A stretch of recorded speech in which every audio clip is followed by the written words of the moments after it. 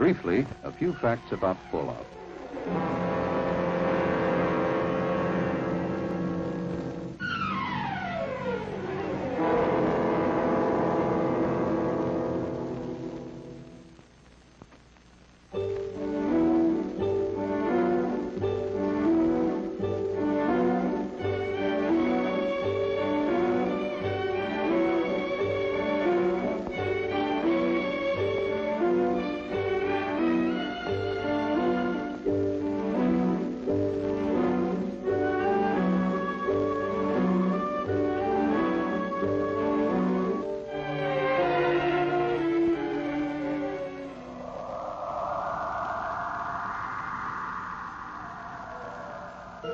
To begin with, it may be surprising to know that radiation is something we live with every day.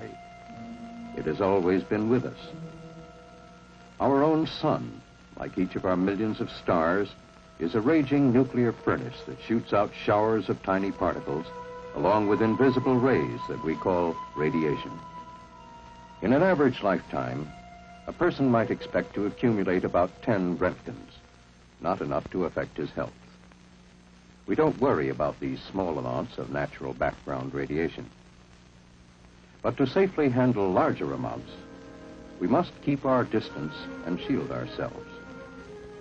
For as the amounts increase, so do the dangers. The amount of energy generated by a nuclear explosion is enormous. Near the crater area, there is almost total destruction from blast and heat. Now large amounts of pulverized debris and molten earth are pulled up into the mushroom cloud. The radioactive atoms produced in the explosion join with the particles of earth and debris.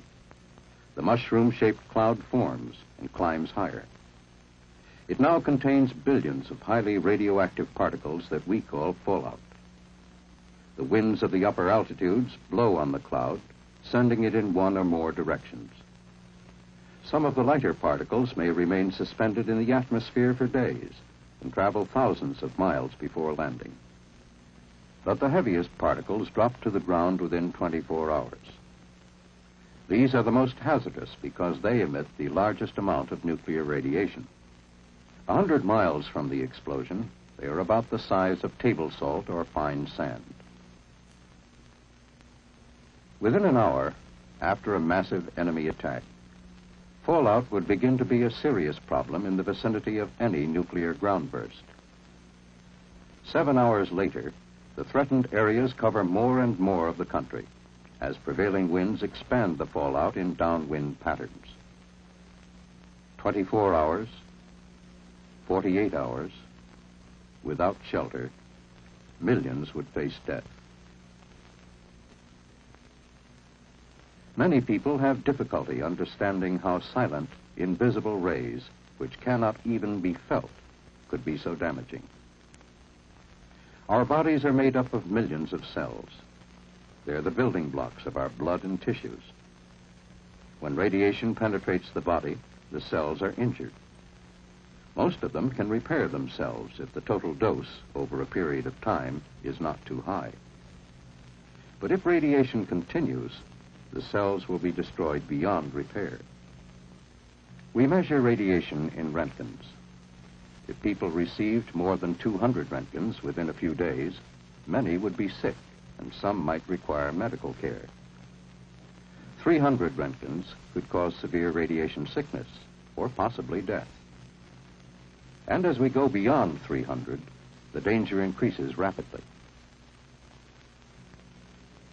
But we are not without personal weapons of defense. One is distance. The greater our distance from the fallout particles, the less radiation we receive. Radiation from particles 50 feet away, for instance, would not affect us as much as from particles a few feet away. You would receive less radiation in the middle of a tall building than on the top or bottom floors, because there would be more distance and partitions between you and the source of the radiation, the fallout particles covering the roof and the ground around the building. Only an insignificant amount would get inside. And along with distance, we have the most important defense, mass. Any material with enough weight will keep the penetrating rays from hurting us. Concrete, steel, and heavy construction materials provide good shielding from fallout radiation. And so would 2 feet of earth. And the greater the weight of the material between us and the fallout, the safer we would be. Taking a house as an example, it offers a small amount of mass and distance from radiation, but not enough protection in an area of heavy fallout. The fallout shelter is the best defense, whether in the basement of a single-family home or a large community shelter in, say, an apartment building.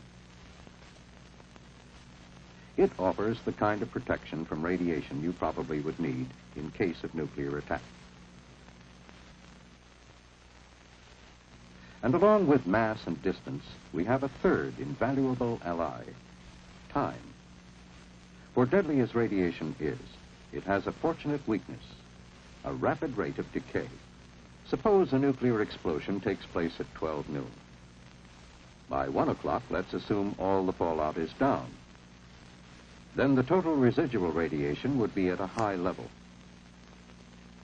By 7 o'clock, it's down to 1/10.